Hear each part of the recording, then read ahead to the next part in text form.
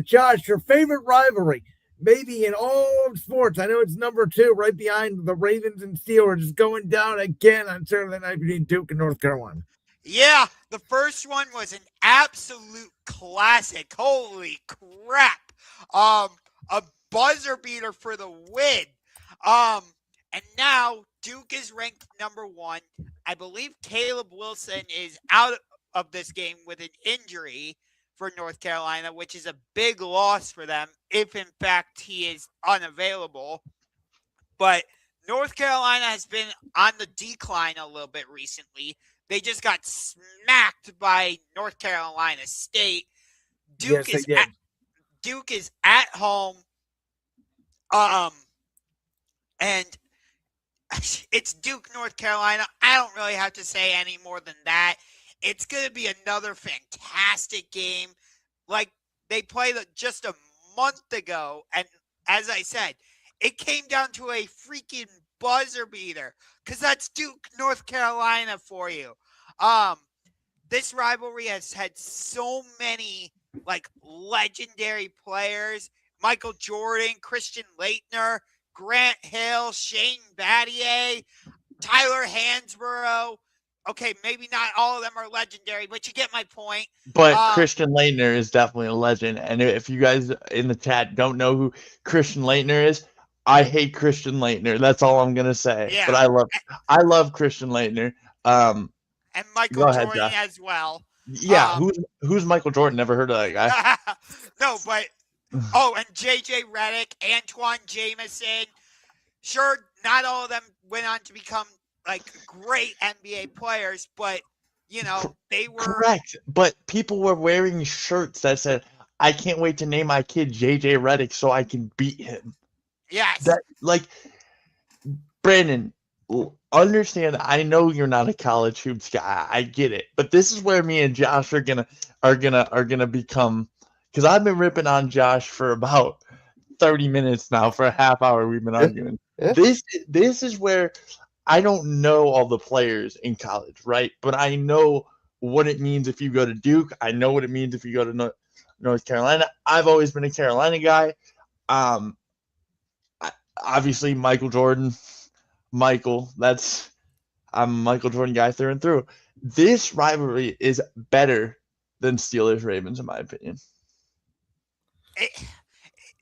I'll tell you this, Jalen. The margin for me in terms of these two rivalries is ridiculously slim. It's like a flip of the coin. That's how much I love these two rivalries specifically of Duke, North Carolina, and Ravens Steelers. If you said for some reason, I don't know why this would ever happen, but if you said this Saturday, if football went this long, it was ice cold out in Heinz Field, Ravens. Oh, why are you doing this to me? I know what you're gonna say. Hold on. But at that kickoff's at 7:30. But Duke and Carolina Saturday, I'm having split screens. Same. But I think I'm giving it to Duke and just because I love basketball so much more. But that's it. There's gonna be passion. There's gonna be fists. There's gonna be tears. There's gonna be shady calls. There's gonna be questionable things, and it's gonna be glorious. And yeah, it's better than Eagles Cowboys. Sorry, Brandon. Oh, no, 100%. No, 100%. The Eagles Cowboys rivalry has been dead for 3 years now. Yeah, that's because you guys dog walk them. Thank you. I appreciate that every year. So the way I look at rivalries, I always look at it as eras. I don't care about history. I really don't. I don't care about what happened in the rivalry 5 years ago, 10 years ago. It may be a rivalry because you're divisional or you don't like each other in the past or whatever, but both teams have to hold up their end of the bargain for it to be a real rivalry. And rivalries can ebb and flow, in my opinion. Even Ravens Steelers, I feel like has lost its luster because Pittsburgh hasn't had a quarterback the last 5 years. But here's the thing. That's a good point. Fair point. Both teams have to hold up their side of the bargain. unless you are from that city. If you are, say, a Browns fan, because the Steelers kicked the shit out of us for years. Can I swear on this show? Yeah, go ahead. The Steelers kicked the shit out of us for years. So, but I still, as a matter of fact, I'm sitting right next to a Pittsburgh Steelers fan right now. I still despise you guys, and that's just how it is. Just because I'm from there. If you're from there, the rivalry never goes away. The thing No, that's a good point. with like if you're from like if you lived in Philly, you would probably hate the Cowboys 10 times much more than you do now. No, it's a good point, which is why I do think, to your guys' point, Duke and North Carolina always have good games because it's basically the same city. Oh yeah. When I'll tell you this, I was down in North Carolina during the pandemic because my dad and I went to a Charlotte Hornets game because we're trying to see a game at every NBA team's arena. We stuck ourselves right in the middle of the rivalry because I went to tour UNC and then we went over to Duke and saw their campus. One of the items at the very top of my bucket list is to go to a Duke North Carolina game, whether it's at Cameron Indoor or at the Dean Dome. I'm not a Duke fan, nor am I a North Carolina fan. I don't care. For me, that adds even more magic and mystique to the rivalry. That's how I feel about Georgia-Bama.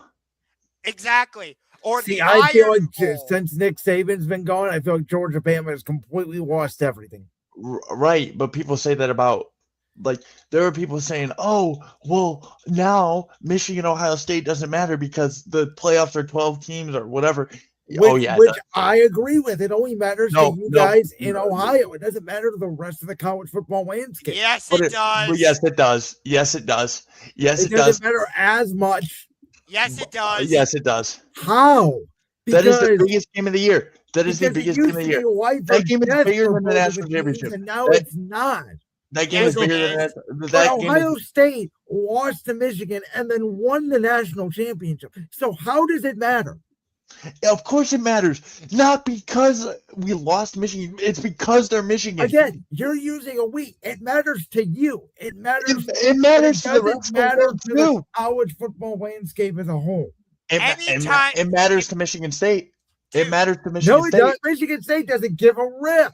Yes, they hate Michigan. Trying to figure out how to rebuild their program. No, Brandon, I never fight with you. But I'm going to die on this hill with Josh. It matters more than any other rivalry in college football. Except maybe it's my top rivalry in college football because of the fan bases. It was my top rivalry in sports because of the fan bases. But I'm just saying, in the grand scheme of things, in the grand scheme of things of college football in general, it doesn't mean as much as it used to, and that's an undeniable fact in my opinion. No, it's not. No, it's not. Because in the old era when it was 4 teams, if Ohio State lost to Michigan, they would be completely out of the playoff. Now they lost to Michigan, and all they do is drop from the 4 to the 8 seed. So okay, but that's not about that. It's not about that. You're only. It's not about playoffs. Jalen, let me jump in? Go ahead. Let me jump in here super quick. Because Jalen, as for everything you're saying about Ohio State, Michigan, I 100% agree with. I feel the same way about the damn Iron Bowl, Alabama, Auburn. There you go. But again, it doesn't mean as much when Auburn stinks. Oh, yes, it does. Because what if they upset them? But if they don't, then it means nothing. Brandon, hold on. Wait a minute. Brandon, if the Iron Bowl doesn't mean anything, why is the kick six one of the most famous plays in college because football Auburn was good back in the day because they Auburn's gonna win the football. Hold on. You gotta let me do it. Auburn's gonna win the football game. Yes. That's one of the most iconic plays in college football history. Because back in the day, Auburn was actually a good football team, and they were ranked at the time. Wait a minute. Here's another example. Jalen, I'll let you go after this. Do you remember it was a couple years ago in Auburn? Auburn was mid. Alabama was right in the midst of trying to make it to the college football playoff, I believe. And they went down to Auburn, and they needed a last. That was this year. No, it wasn't this year. It was like 2 years ago No, in Auburn. this year. They needed like a last-second corner of the end zone game-winning touchdown pass. Yeah, that was it this year. No, it wasn't. Remember, Auburn almost beat Bama this year. They did. But that's not. I'm not talking about this year. I'm talking about the play from a couple years ago in Auburn where Alabama. I forget who the quarterback was. But they needed a last-second touchdown pass, and they got it to survive. Do you remember what I'm talking about? If I remember right, that was this year. Yeah. No, that was 2 years ago. That was. Oh, who was quarterback for that Auburn team?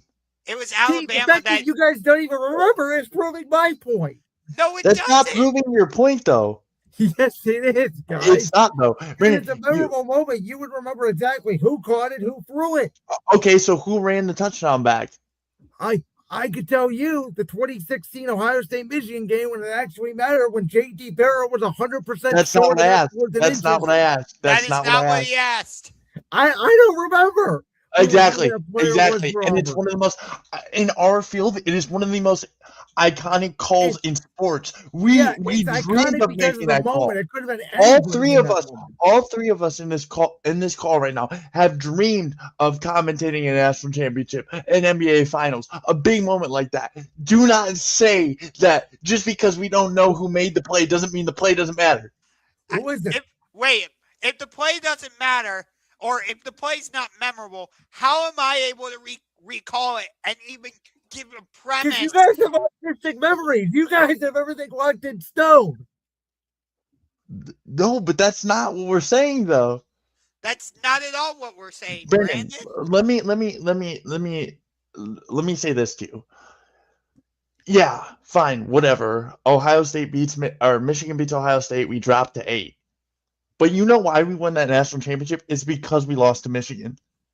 Because they were unranked. Because they means something to you guys. It doesn't mean anything to the rest of the college. Yeah, it does. Yes, it does.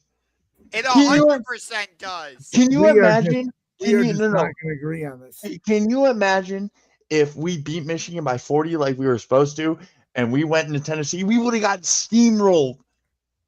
But the loss to Michigan put all the media pressure on us. Okay, you think that, but you don't know that. Oh, that's the problem. What are you talking about? I don't know that. I don't know. Jalen, by the way, you mentioned Tennessee. I love the Tennessee-Georgia rivalry as well. Since when has that been a rivalry? That's been a rivalry. What are you? Okay. Since when?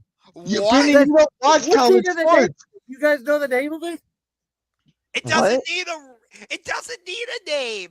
Well, college football has names for rivalries. We got the Red River Bowl. We got the Iron Bowl. So what do we call Penn State, Ohio State? We call it the whiteout game or the grayout game. No, you know what we call it? You know what we call it? You know what we call it? Or what I call it? I call it dad disciplines son. Oh, dude, I'm a Penn State fan. I wish it was a rivalry, but it's not. Oh, me too. Because I want to go into Sad Valley. I want to go into Sad Valley. Guys, we have spent way too much time on this.